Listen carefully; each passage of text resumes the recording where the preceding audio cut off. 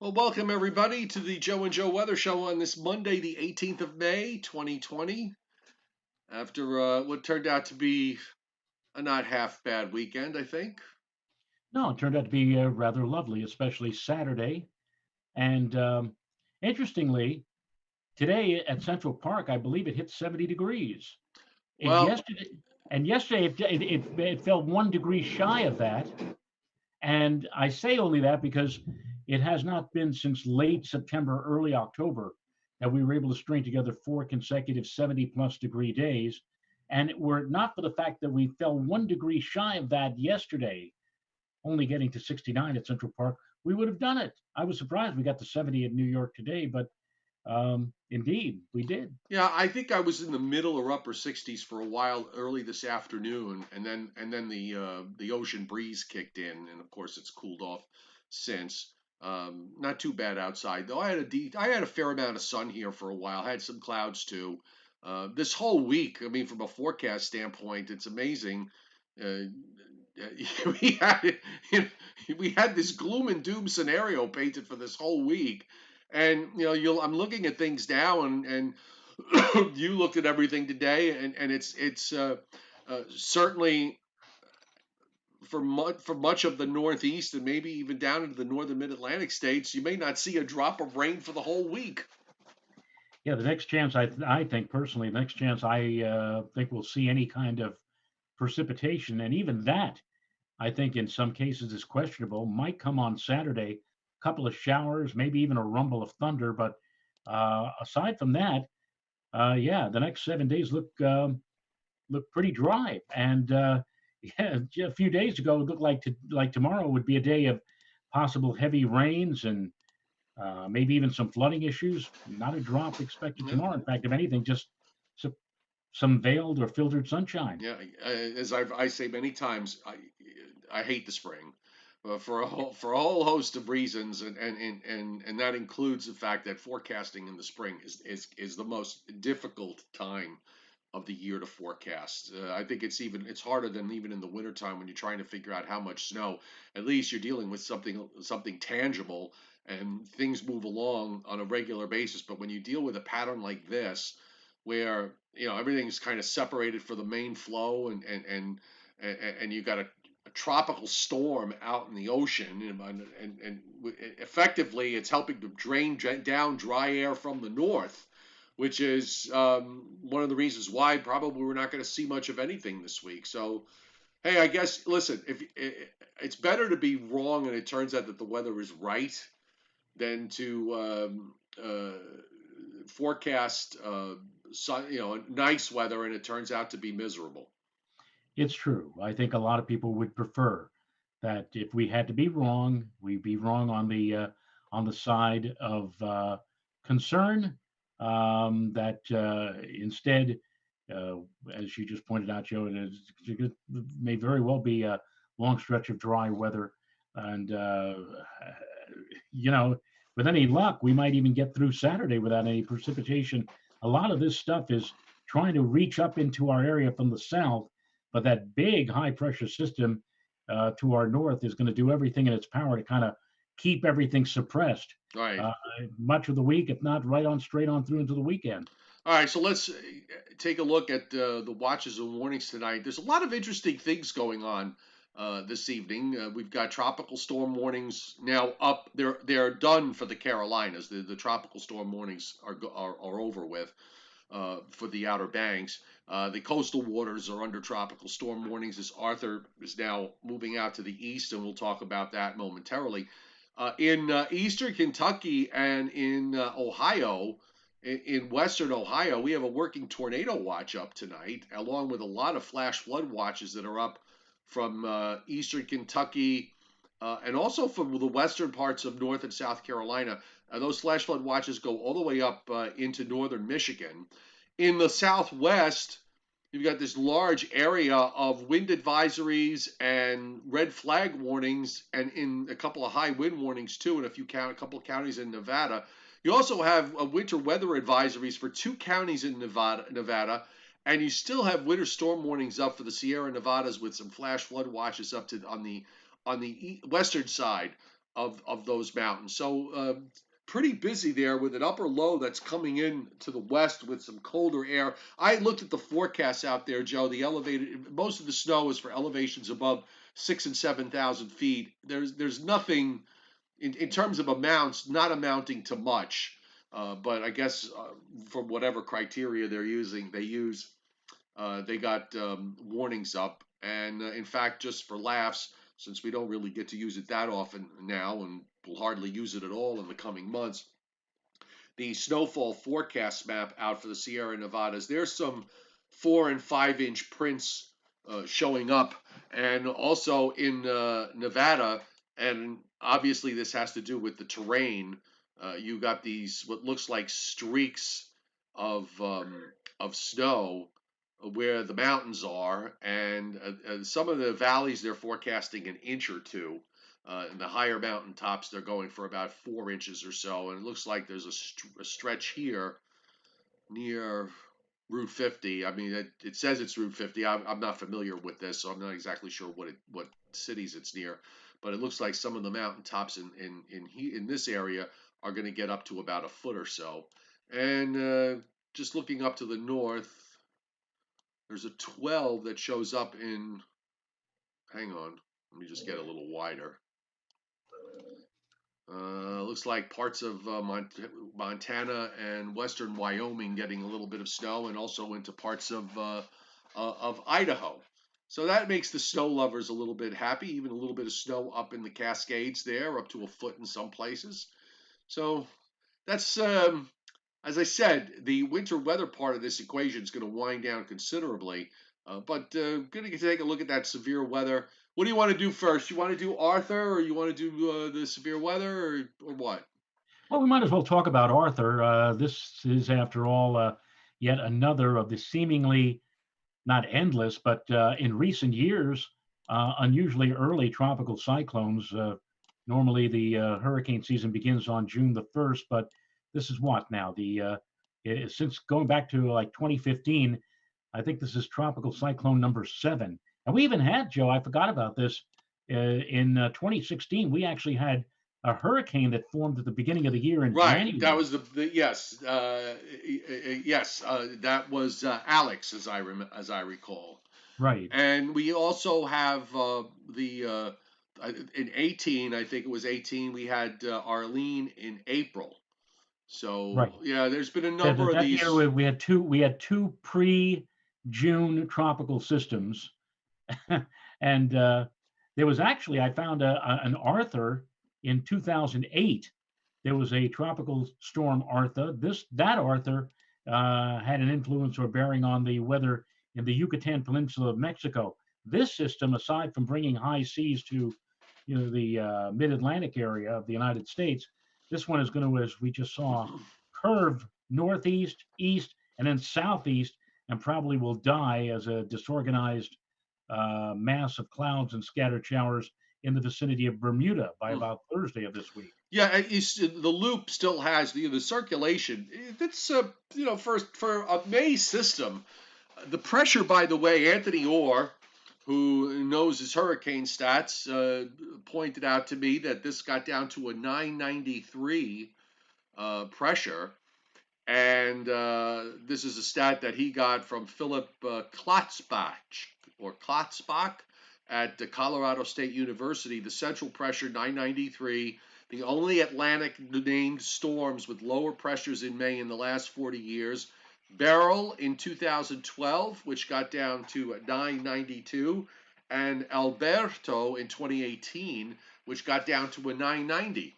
So not too shabby to get a 92 pressure here. Top winds are 50 miles an hour. It is moving right along to the east now. In case you're plotting, it's at 31 and a half at 77.2. They actually knocked the winds down to 45, moving north.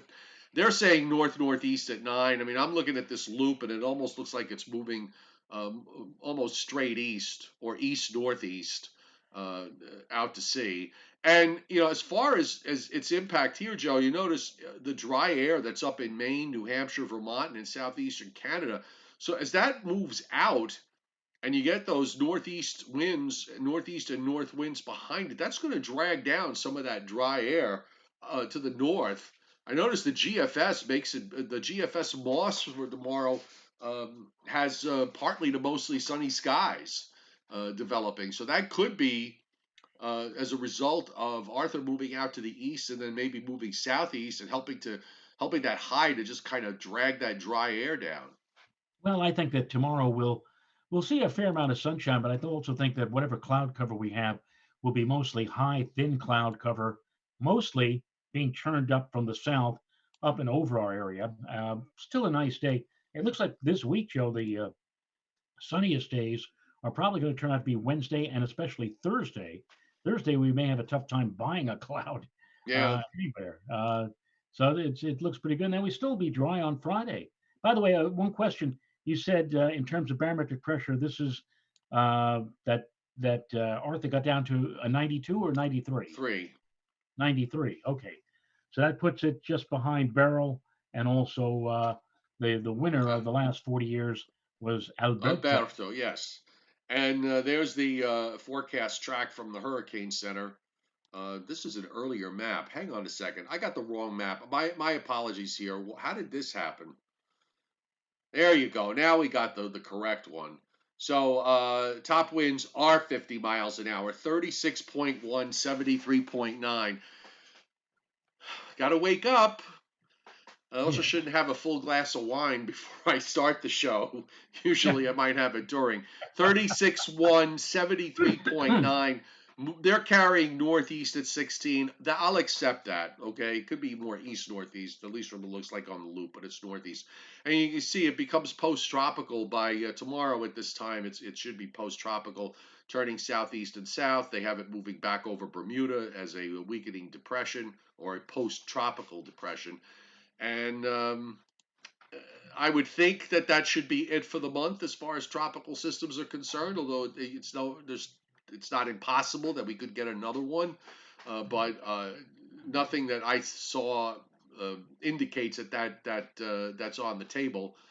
The severe weather tonight. We've got this working tornado watch up that covers Kentucky and into Ohio. That's where they're in an area of slight risk, and you have marginal risk that goes all the way down into almost the entire state of Florida is under a marginal risk, as is almost all of Georgia, all of South Carolina, and a small portion of North Carolina and eastern Tennessee. And the radar, Joe, has a fairly nasty looking line of storms that has developed in eastern Kentucky with some heavy downpours and thunderstorms that run up into Ohio. I'm going to pull up Tornado HQ, see if we have any tornado warnings or severe thunderstorm warnings going on right now.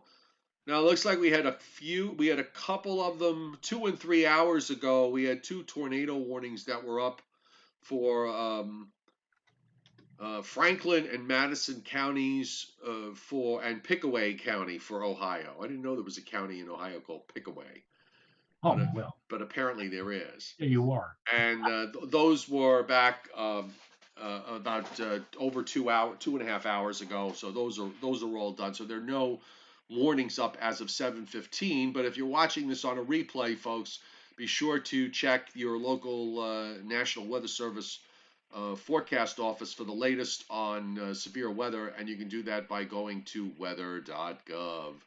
Yes, I'm just Northeast is quiet. We've got rain in the lakes. You can actually see the rotation of the upper low back in Illinois, Joe. Bands of couple of thin bands of showers that are rotating counterclockwise. That's the upper low that's going to be dropping southward and then southeastward, and that's the reason why we're not really getting anything here because uh, for two things, the upper low is still pretty far to the west. So the showers are lining up west of the Appalachians. They would extend down into the Carolinas, but all of this is moving northward. None of it's moving east. And the other thing is that the upper low, instead of moving, say, southeast into eastern Kentucky or heading for Virginia or West Virginia, which is what models were showing, is actually taking the upper low almost straight south down into western Kentucky and western Tennessee. So that keeps all the moisture to the west, and we just get to deal with the high to the north that funnels down the dry air. Well, the one tornado report in Ohio, in Madison, Ohio, that's the only report so far of any kind of funnel or any kind of a bit of tornadic activity. And the rest of the activity is further to the south. Thunderstorms across again parts of Kentucky and Tennessee and western North Carolina and all the way down into the Florida Peninsula. And in fact, down in Florida, there's some big storms going on now in the southern counties on the southwest part of Florida. That shower and thunderstorm activity is moving eastward. Some pretty hefty rains there, and also some showers and storms on the east coast as well. Looks like maybe from about oh maybe some from about Fort Pierce on southward down to about Miami, and then extending out into the coastal waters. Obviously, this is not having anything to do with Arthur. And with respect to that, the last of the rain in range of the radar is well east of the Delmarva Peninsula now with Tropical Storm Arthur, and that's moving away. Meanwhile, out in the west, a lot of heavy showers and a couple of thunderstorms, it looks to me, in California on the east side of the Sierra Nevadas. That's probably why they have the flash flood watches that they have up. And also some hefty showers heading up through northern Nevada and on up into Idaho.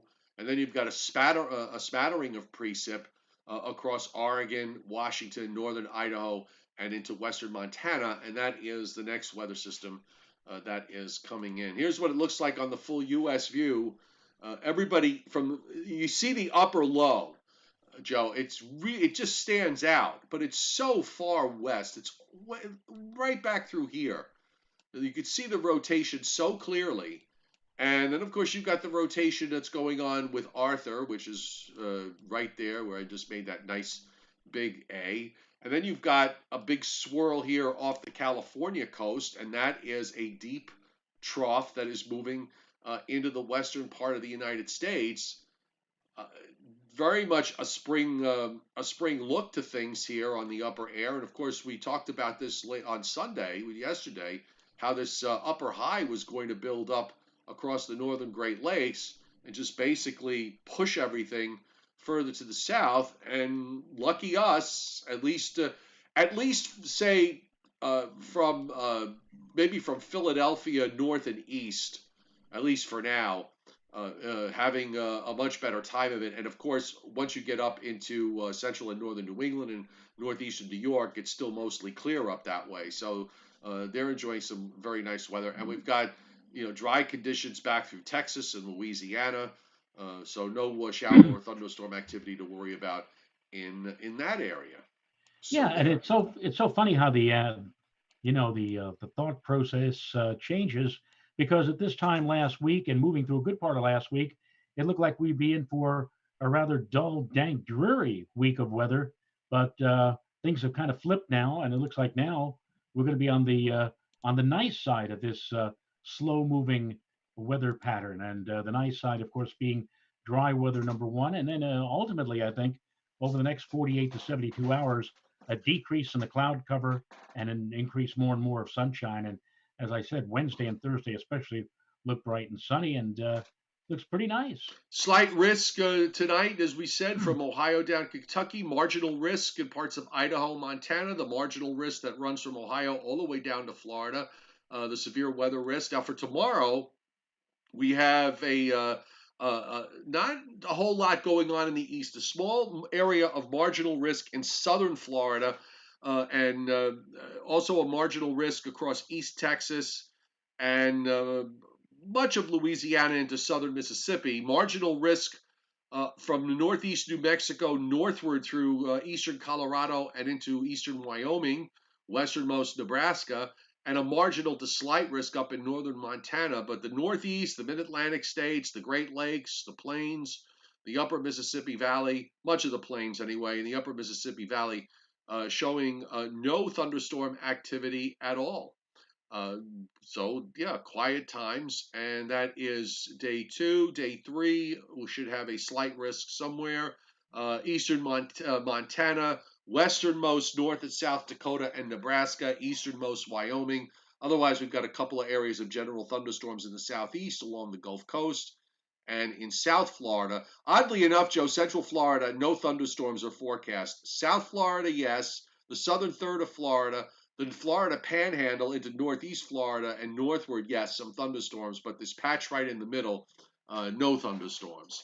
So those which guys, includes which includes Jacksonville. It looks like. Jacksonville is in it, but Daytona is not. Oh, okay. And I didn't see anything in the day 4 to 8 time frame to worry about, so we can let's move along to WPC.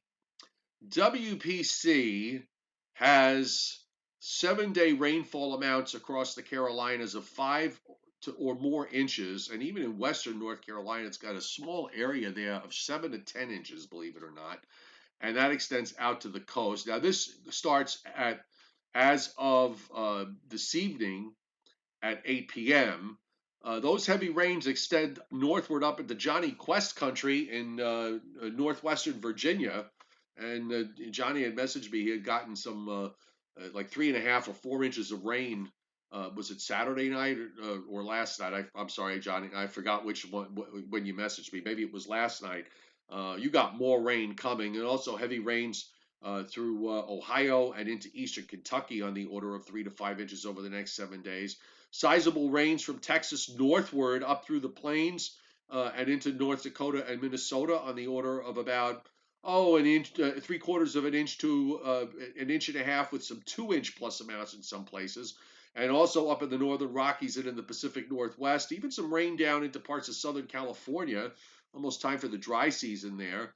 And looks like potential for about 3/4 of an inch to an inch and a half over central and southern Florida. So kind of a wet pattern, but the Northeast, we, on the other hand, 1/4 of an inch or less. And go north and east of New York City, Joe, it's between 100th and 1/10 of an inch of rain over the next 7 days. Yeah, look at Vermont, New Hampshire, and Maine, bone dry for the next 7 days. It's amazing. Yep. All right, so let's take a look at the upper air and see where the upper air is taking us going forward. Okay, so of course, you've got your upper low that's sitting in northwestern Illinois. You can just about pick that little circle out east of Virginia as Arthur. You've got this deep trough that's along the west coast with an upper low just along the coast of northwestern California. We have a deep trough out in the Atlantic south of Iceland going down along 40 degrees north, and a bit of ridging there in eastern Canada. And of course, we talked about this upper high that builds over the top Tuesday, Wednesday into Thursday. And of course, the upper low in Illinois gets suppressed all the way down into Tennessee and Kentucky and into North Georgia. So this kind of makes sense with regards to where WPC has the heavy rains. It just basically, one of the big differences in the recent model runs, Joe, is that upper low was supposed to lift up northeastward and carry some rain up northeastward into New England.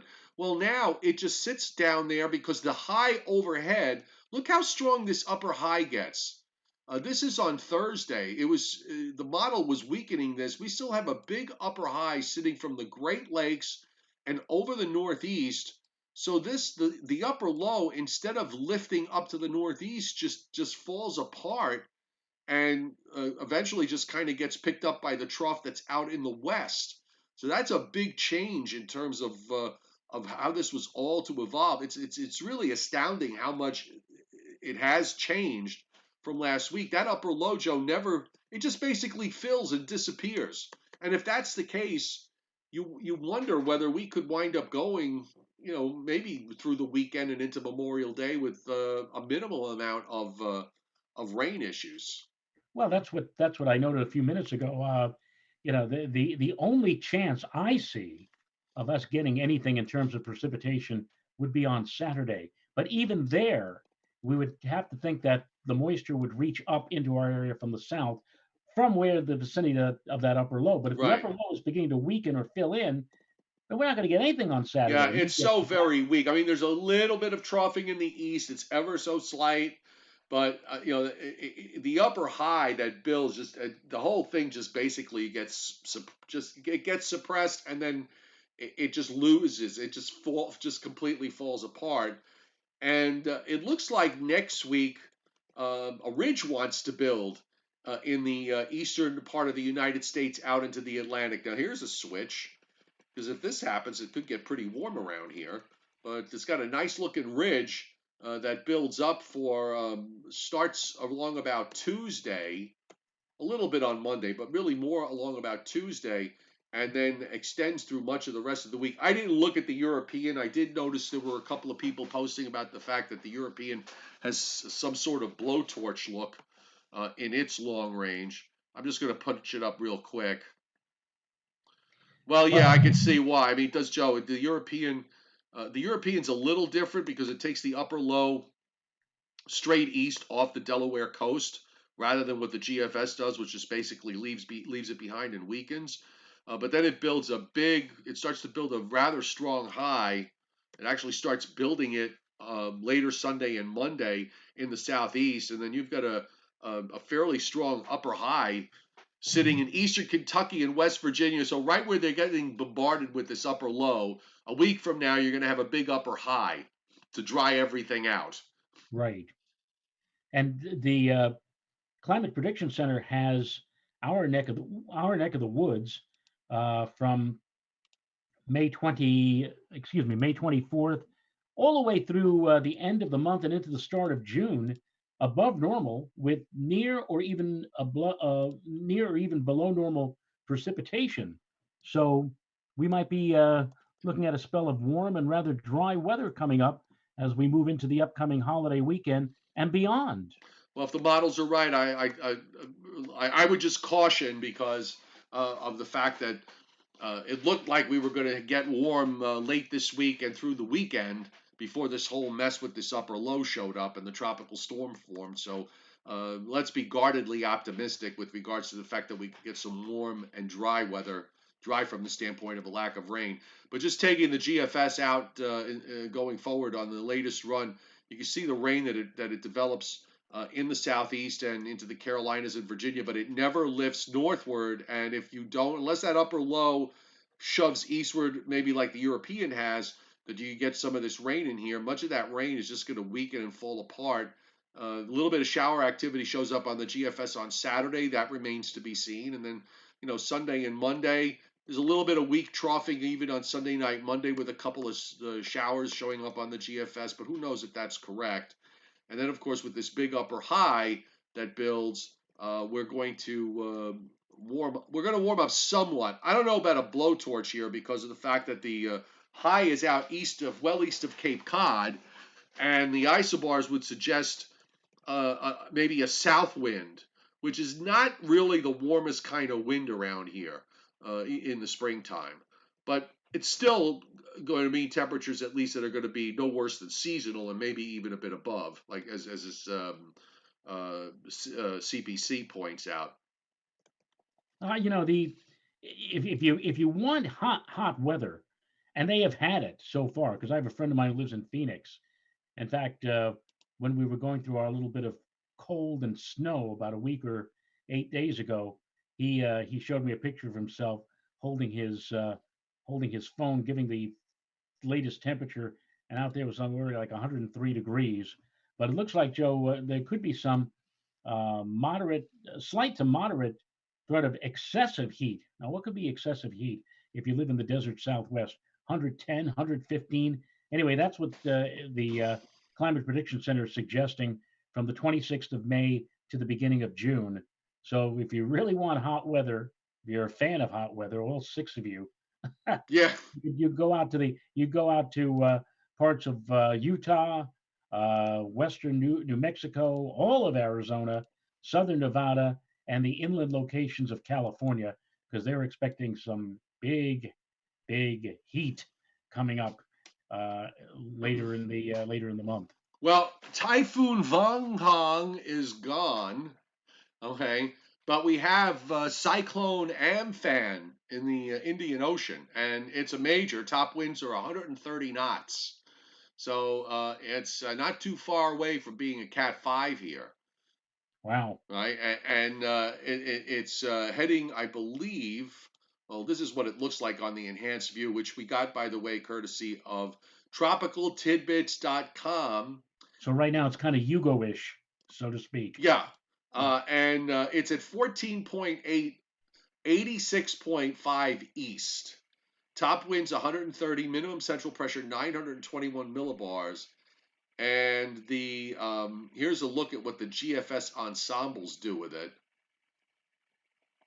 Straight north. Now, I'm not familiar with the geography here. I mean, I know India, there's Pakistan, and so on, but I don't know what cities we're seeing here. But you can see the GFS ensembles keep it to at least they weaken it a little bit as it goes northward to still a Category 3 when it comes inland.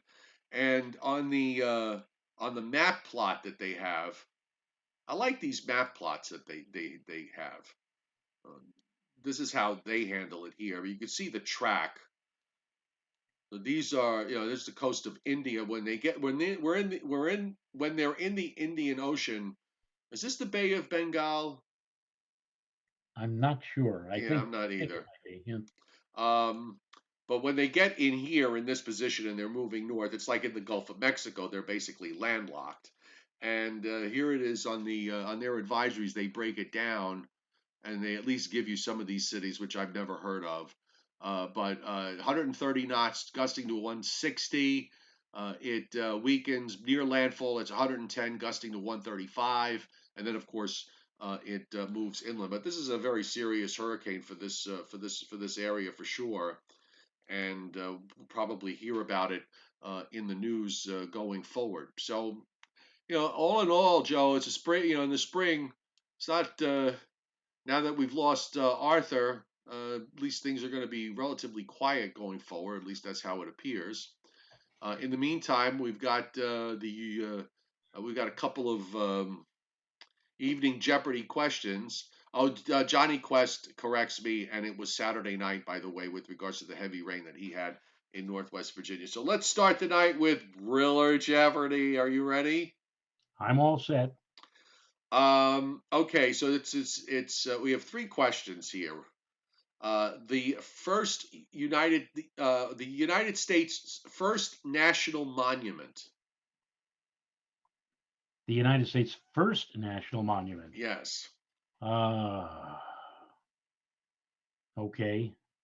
and this Uh, national monument, by the way, which leads to this, by the way, was featured in a movie in the late 1970s that came out around the same time that Star would that Wars be came out. would that be Devil's Tower? Devil's Yeah. Tower, yes. And what do you know with the Okay. movie? Close Encounters of the Third Kind. Correct. Yeah. What is the only state that limits its governor to one term? One term. The only state that does that? Well, it ain't New York, that's Huh. for sure. That's ah, dear me.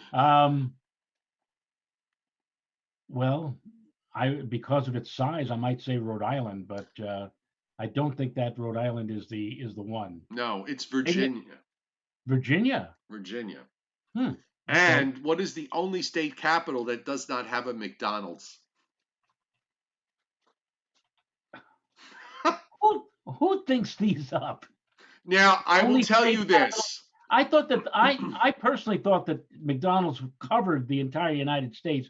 That it would be all but impossible to find a place that didn't have a McDonald's. The only state capital that doesn't have a McDonald's. And when I tell you the state and the state, it'll make sense to it to a degree.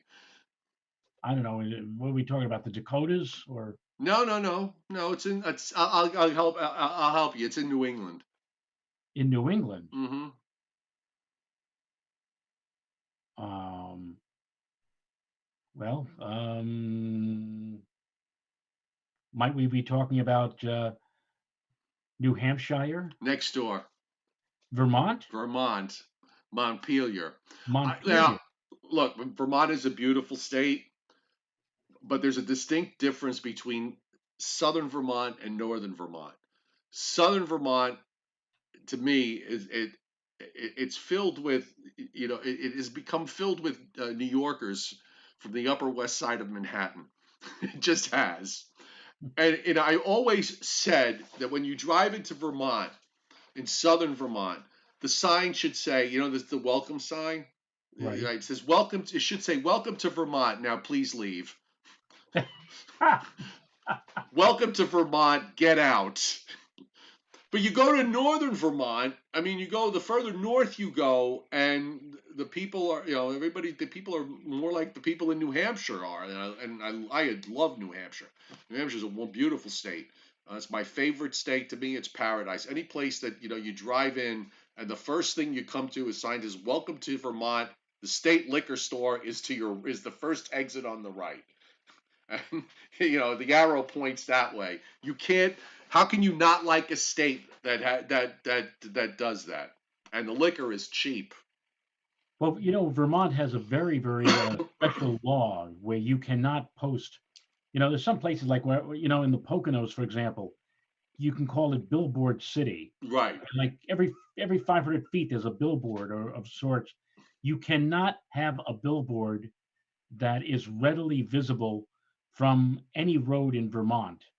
Now you could have those little blue signs that'll indicate to you, Ben and Jerry's or Smuggler's Notch or whatever, but you cannot have a giant billboard, let's say posted on a mountaintop 5 miles away that you can see from the Right. road. Right. They're Yeah. very, very It's big on that. verboten. Yeah, for And both. and they have Stewart's up there, which one of the other thing I discovered is you go into Stewart's, the the people the people who work in Stewart's, they're all angry old men. They just are.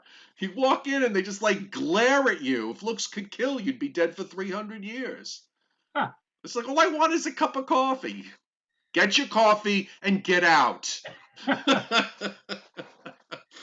And you're right, by the way. The In Vermont, there's I think maybe it's Bennington is the town that serves as a dividing line. Depending upon where you are relative to Bennington, you're either a rabid Boston Red Sox fan or you're a rabid New York Yankee fan. That's how the state is split in terms of baseball, Really.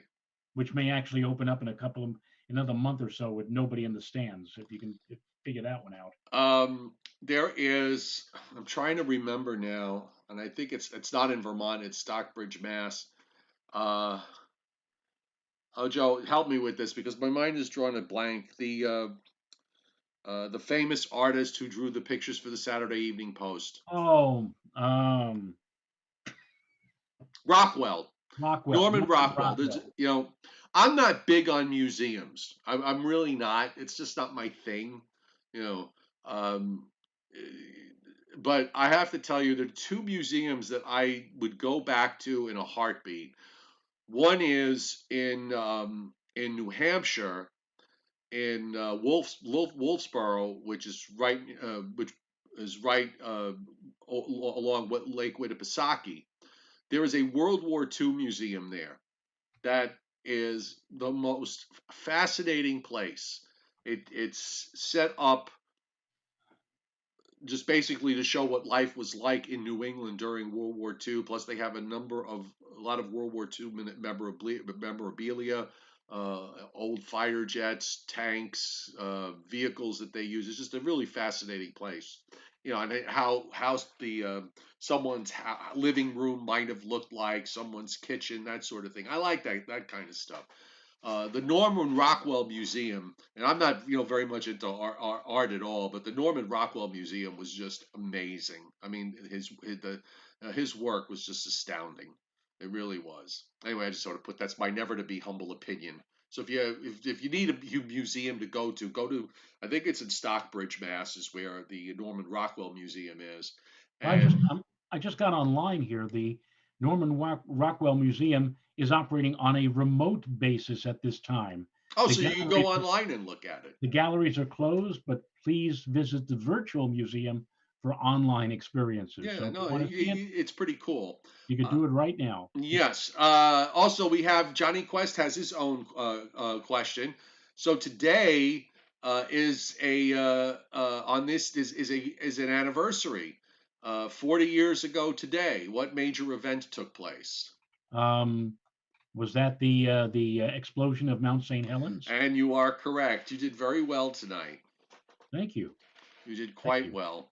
I was in Wilmington, Delaware when that happened, visiting a radio station that I used to do WILM in Wilmington, and that was the big story of the weekend. In fact, I could tell you if I'm correct, it was either a Saturday or a Sunday that it took place. I know it was a weekend when that volcano exploded all those years ago. It's amazing how much that's 40 years ago. I was working on the Today Show at the time. Remember they were covering it. With Willard Scott, Yes, correct. It's yes, a long, long time ago. we were just two little nippers back then, Joe. That we were. And now look where we are, Yes. getting ready to so, be put out the pasture. we are working on. Well, you're working on getting some visitors, correct? Yes, well, We don't have to say who, but we're I, working on it. but I did. Did you see the email No, did you send me one? I sent? Well, I carboned you in one of the invitations. So I'd like to see if I can get this person first before I go after the other person. But Okay, if I don't hear from the first person soon, then we'll just move on to person number two. sure. That Of works course for me. not. I'll check the email after we're off the air. What we should do is I should try offering, like when you were the big star of a ball game and you made it onto Kiner's corner, Ralph Kiner would offer you one of two things: either a steak knife set or $50. We And the can't even afford. We can't afford either one. the ball players usually took the $50 and put it in their pocket and didn't tell their wives. Oh, those were the days where ball players didn't exactly make millions. Right. A lot of them only made like tens of thousands, which in those days was a lot of money. Still, yes. It is. All right, so that kind of wraps it up for tonight. There really isn't, like, with the tropical storm done, there really isn't much else happening. So let's mosey along. I just want to really quick. I've been having this weekend. One of the wonderful things that is happening in the world we live in today, with respect to the coronavirus, is that apparently some websites and some apps are getting attacked by all sorts of entities who apparently spend their time attacking websites and apps. And this weekend, uh, one of my websites and my weather app was subject to what's called a brute force attack, where they get bots to just sort of overwhelm the servers that hold all this stuff, and you can't, no traffic, you can't, your regular users can't get in, and you come back, it comes back with an error saying that you've reached a limit, or the site is not available. So I apologize for that. It looked like it was working pretty well today. And then around just as I updated the forecast on the app and sent out a notification, the app went down again and the website went down again. But now I just saw that the website is back up. So again, this is it stinks, but what can I do? This is just the way it is. So anyway, I will just keep on trying. So I apologize. I know a few of you have mentioned it to me about the app not working right. It's not you. It's not me personally. It's on my technical end, and hopefully they resolve this situation with regards to these bot attacks. It's just, do people have nothing else better to do? I don't understand. I don't quite understand that. But Apparently they don't. oh, Apparently they sit around. now I remember. That just reminds me. Now I remember what I wanted to mention to you about, and I wholeheartedly agree with you on this. Okay, Right. you mentioned about the fact that was a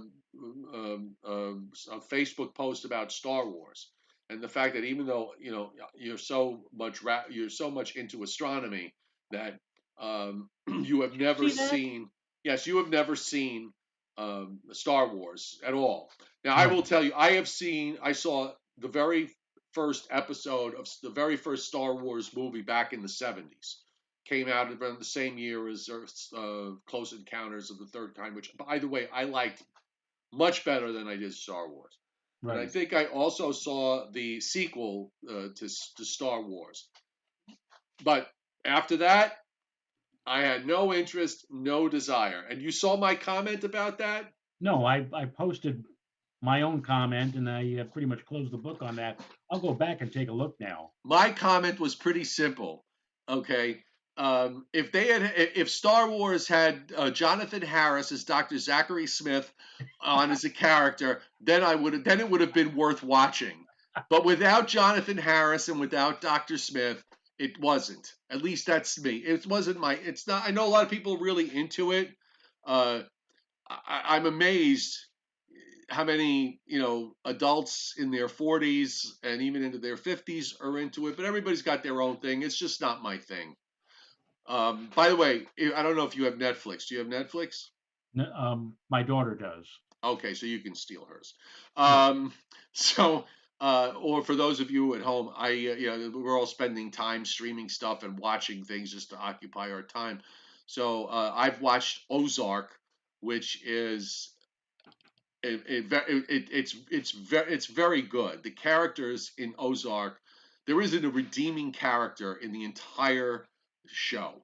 Okay, you will have to take a shower after every episode to just wash the evil off of you. But it's so compelling and so well done, so I highly recommend it. And also, well done and disturbing. I mean, really disturbing. Joe is Versace, which is the story of Johnny Versace when he was gunned down by Andrew Cunanan, who apparently was a crazed, um, a person with serious issues. But it's a really, really disturbing movie that's done kind of. I'm not sure what the technique is called.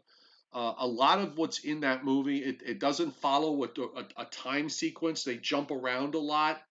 uh, they start off with the killing and then they go back and they kind of go in different and they set up how this person came along. I don't know if you know, Andrew Cunanan was a serial killer. He had killed four people on his way to killing Versace, and but it's really disturbing. The acting in it is terrific. It's just absolutely terrific. So I recommend that, but just bear in mind it's not an easy thing to watch. It's not an easy series to watch. So those are my two recommendations. You're looking at somebody who spent part of his Saturday night watching Svengoolie on VTV, which featured a movie which I remember as a kid, the giant mantis, a Oh yeah. a giant praying mantis, which of course was released, I guess, through a nuclear explosion or something in the polar regions, and then flew down along the Gulf Stream, landed in New York, and I think they eventually killed him or trapped him in the Lincoln Did Tunnel. they ever decide whether the praying mantis in that movie was a male or a female? Um, well, obviously, if it were a female, it would try to bite everybody's heads off. Right. But the But praying mantis female, after mating with the male, bites kills it. It bites its head off and eats it. and the man who played the scientist or one of the distinguished scientists in that movie, which made it all the more interesting for me to watch, was William Hopper. Yes. Believe it or Yes. not. Paul, pre-Paul all or all great. post-Paul. Um, Yeah, well, the thing with the praying mantises, and you told me this joke was that's one of my favorite jokes ever. Was the what did the female praying mantis say to the male praying mantis? What did the I told you this joke. Yes, what did the female praying mantis say to the male praying mantis? I don't know. Do you want to have dinner first No, before I no, bite your no, head off or something? Or no. After sex and before I kill you, I could use some help with some shelves. Don't remember you telling me that joke? Joe, all of this melds into my head. You're I thought amazing. that was one of the most hilarious jokes I had heard in a long, long time, and I have never forgotten it because it's so true. Somewhere, somebody posted on, I think, Facebook or maybe somewhere on the internet, a picture of, or not a picture, but a video of a praying mantis going up against one of these murder hornets, no contest. I mean, if those murder hornets decide to suddenly, sweep into our country from Washington State or whatever like that, all we need to do is just, you know, get a bunch of praying mantises and put them up against the hornets. It'll be no contest. William Hoover, I'm not going to repeat what you said because you're my friend and you live close by, and I want you to remain among the land of the living. Okay, just so you know. Okay, I'm here for you. I'm watching. I watch over you. I will not. I will protect you. On another note, Dennis Cassio wants us to note that Eddie Haskell, the beloved villain of the Leave It to Beaver series, Eddie Haskell. Good morning, Mrs. Cleaver, and how are you today? Yes. Oh, good Eddie God. Haskell Yes. passed away, At the age of 76. and we did look up, out of curiosity, we did look up whether or not Lumpy Rutherford, was still around, and Lumpy actually passed away in 2013. So now that the two uh, the two guys who were Wally's probably best friends and also Wally's worst enemies are pretty well out of the picture now. Yes, they are. Uh, Wally's still alive though, right? what's that? Tony Tony Dow, Dow? Yeah, Tony Dow. I think he's still around. Tony Dow, and Jerry Jim Mathers Mathers as as the the Beaver. Beaver. All right, that's it for tonight. Let's wrap it up. Thanks everybody for being here on a Monday. If it gets slow this week, I don't know. Maybe we'll take a day off. We'll see. But we'll let you know ahead of time. And that's it. So you have a good night, y'all. See you tomorrow. Salute And you. hopefully we'll get our guests in order. Good night, everybody.